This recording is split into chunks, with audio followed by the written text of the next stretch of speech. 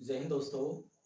आज आपके सामने x की पावर n का समाकलन जो है वो x की power n plus one upon n plus one plus C होता है। इसका प्रूवमेंट हम लोग करने वाले हैं कि ये प्रूव कैसे होता है।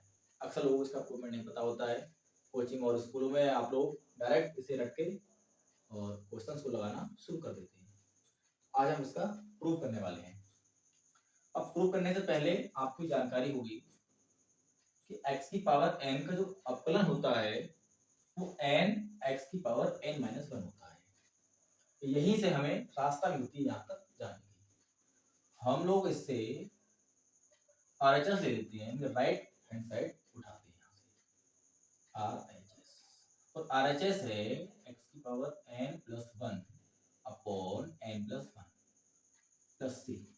ये RHS है। हम लोग इसका अपकलन करते हैं यानी कि dw r to x difference है विद रिस्पेक्ट टू x। होता यह है कि जब हम लोग इसका अपकलन करते हैं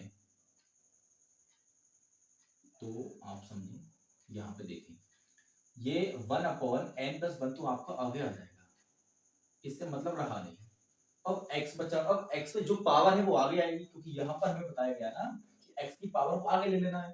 तो यहाँ x की पावर n प्लस का वन है तो ये n प्लस का वन आगे आएगा।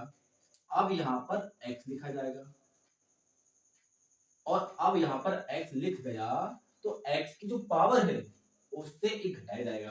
तो x की पावर से घटाया जाता है। अब यहाँ x की पावर पहले से ही n प्लस वन है, इस n प्लस वन से वन घटाया जाएगा अकॉर्डिंग टू अपकलन।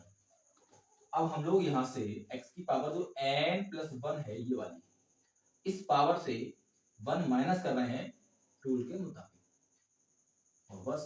और ये जो c है इसका अपकलन 0 हो गया। अब आप देखें कि n प्लस वन से n प्लस वन कैंसिल हो जाएगा तो आपका बचेगा x n plus one minus one, और ये जो c है इसका 0 हो गया तो ये 0 है। अब इस वन से वन कैंसिल तो फिर यहाँ पर हो गया x की पावर n।